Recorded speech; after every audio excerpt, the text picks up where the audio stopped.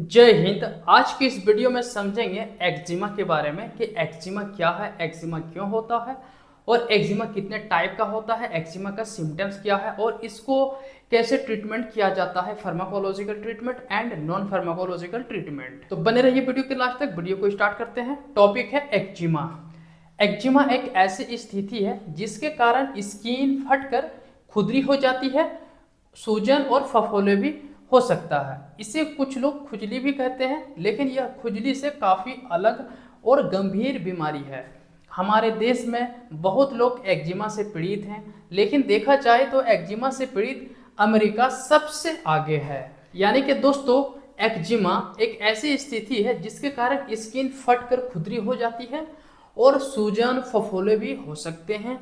और इसे कुछ लोग क्या कहते हैं कि यह खुजली है, जबकि यह खुजली से काफ़ी अलग होता है, काफ़ी प्रे होता है। खुजली हम उसको कह सकते हैं जो स्कैबिस होता है, वह होता है खुजली। लेकिन दोस्तों, एक्जिमा में खुजली जरूर होता है, लेकिन यह खुजली नहीं होता है। एंड आगे है कि एक्जिमा सबसे ज़्यादा अगर देखा जाए तो अमेरिका में यह बीमारी सबसे ज़्यादा होता है। तो दोस्तों, यह है एक्जिमा। अब समझेंगे एक्जिमा के प्रकार, टाइप ऑफ एक्जिमा, कितने प्रकार का एक्जिमा होता है। एक नंबर में है कॉन्टैक्ट एक्जिमा, दो नंबर में है न्यूमोलर एक्जिमा और तीन नंबर में है डिसिट्रोटिक एक्जिमा और चार नंबर में है सेबोरिक एक्जिमा और पांच नंबर में है न्यूरोडर्मेटाइटिस एक्जिमा। एक एक करके डिफाइन करेंगे, एक एक करके समझेंगे कि कौन सा एक्जिमा में किस तरह का सिम्टम्स होता है। एक नंबर में है कॉन्टैक्ट एक्जिमा।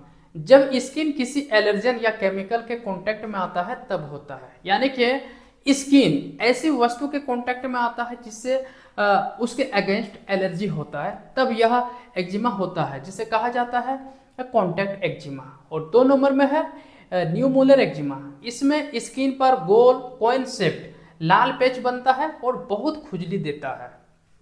तीन नंबर में है सेबोरिक एक्जिमा। यह ज़्यादातर स्कैल्प यानी कि सिर, चेहरे, छाती पर होता है। इसमें पीला सफ़ेद डेंड्रफ बनता है और बच्चों में, बेबी में इसे क्रेडल कैप भी कहा जाता है। आगे है चार नंबर में डिसिट्रोटिक एक्जिमा। यह हाथों में, पैरों में छोटे छोटे पानी वाले छाले, जिसे ब्लिस्टर कहा जाता है, तो ब्लिस्टर बनते हैं और साथ में खुजली और जलन भी होती है।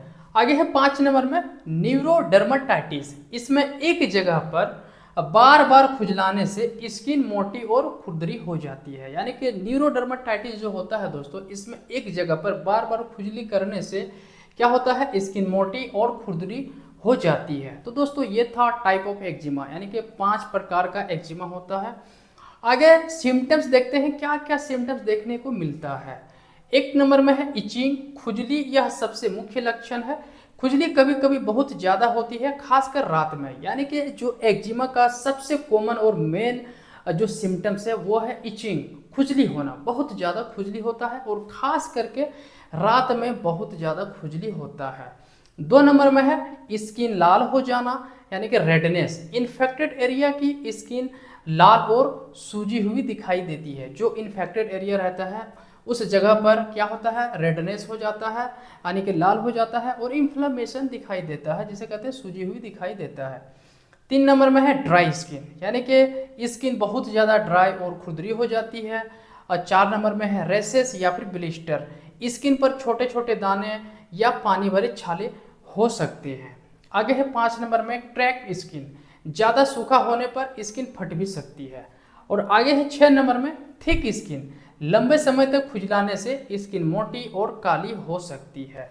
आगे है सात नंबर में बर्निंग सेंसेशन। इन्फेक्टेड एरिया पर जलन और हल्का दर्द भी हो सकता है। तो दोस्तों, ये था सिम्टम्स एक्जिमा का। आगे है नोट, हाथ, पैर, गर्दन, कोहनी के अंदर, घुटने के पीछे, चेहरा में ज़्यादा होता है एक्जिमा। तो दोस्तों, आपको समझ में आ गया होगा कि एक्जिमा क्या है। अब जानते हैं कि एक्जिमा होता क्यों है। दोस्तों, एक्जिमा एक ऑटो इम्यून डिजीज है। यह हमारे शरीर, हमारे बॉडी खुद ही पैदा करता है एक्जिमा को। इसलिए दोस्तों, एक्जिमा में कौन सा मेडिसिन चलाने से ठीक होगा, ठीक ठाक कहना थोड़ा इम्पॉसिबल है, लेकिन सिम्टम्स के अनुसार ट्रीटमेंट दिया जाता है। वही समझेंगे कि फार्माकोलॉजिकल ट्रीटमेंट क्या है और नॉन फार्माकोलॉजिकल ट्रीटमेंट क्या है। तो पहले समझते हैं नॉन फार्माकोलॉजिकल ट्रीटमेंट।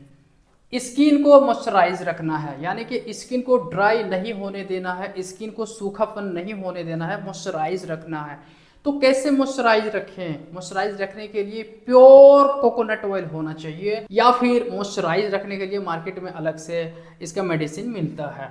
2 नंबर में है ज़्यादा केमिकल वाले साबुन से बचना है। ऐसे सॉप, ऐसे साबुन जिसमें ज़्यादा केमिकल हो, ऐसे साबुन से बचना है।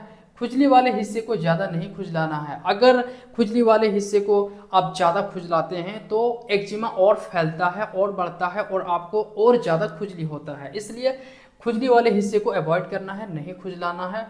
आगे है साफ सफाई का ध्यान रखना है इत्यादि, यानी कि हाइजीन को मेंटेन करना है। आपको साफ सफाई रखना है, आपको पर डे बाथिंग करना है, आपको पर डे अपना जो कपड़ा है, तौलिया, गमछा है, सबको अच्छे से वॉश करना है और धूप में सुखाना है, उसके बाद फिर इस्तेमाल करना है। तो दोस्तों ये था नॉन फार्माकोलॉजिकल ट्रीटमेंट। अब समझेंगे फार्माकोलॉजिकल ट्रीटमेंट। दोस्तों एक ऐसा मेडिसिन के बारे में बात करेंगे जिससे कि यह जो एक्जिमा है इस मेडिसिन को इस्तेमाल करने से पूरी तरह से क्योर हो सकता है। तो दोस्तों अब फाइनली जान लेते हैं कि फार्माकोलॉजिकल ट्रीटमेंट में कौन कौन सा मेडिसिन दिया जाता है एक्जिमा पेशेंट को।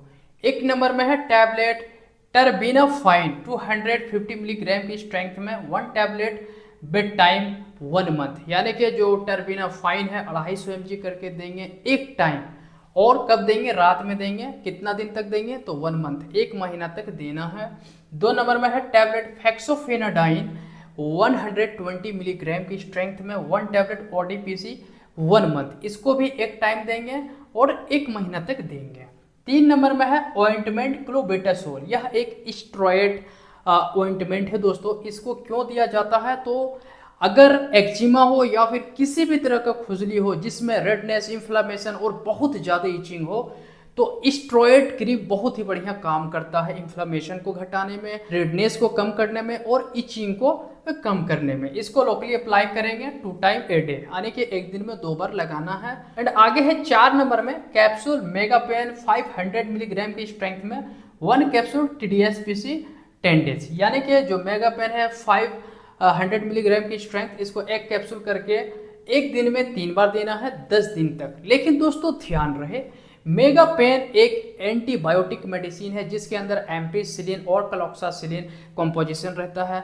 यह एंटीबायोटिक मेडिसिन है और इसको एक्जिमा में तभी देना चाहिए जब एक्जिमा के साथ सेकेंडरी बैक्टीरियल इन्फेक्शन हो, क्योंकि यह एक एंटीबायोटिक मेडिसिन है। अगर एक्जिमा के साथ सेकेंडरी बैक्टीरियल इन्फेक्शन नहीं हो तो इसको अवॉइड करना है, मेगापेन को नहीं देना है, बाकी सभी मेडिसिन चलेगा। 5 नंबर में है सिरप खदीरा रिस्ट। दोस्तों एक्जिमा में, स्किन में किसी भी तरह का प्रॉब्लम हो, खदीरा रिस्ट बहुत ही ज़बरदस्त काम करता है। यह एक आयुर्वेदिक मेडिसिन है। इसको 10 ml करके BDPC 3 मंथ देना है, 3 महीना तक देना है। बट याद रहे 10 ml देंगे और 10 ml अब पानी को भी ऐड करेंगे, 10 ml वाटर के साथ देंगे। तो दोस्तों ये था एक्जिमा का treatment. Please do not use any medicine without your doctor advice. कोई भी किसी भी तरह का खुद से दवा नहीं लेंगे बिना डॉक्टर के सलाह के। आई होप कि यह वीडियो आपको पसंद आई होगी। अगर पसंद आई है तो लाइक, शेयर, सब्सक्राइब जरूर करें। मिलते हैं किसी नेक्स्ट वीडियो में, तब तक के लिए जय हिंद।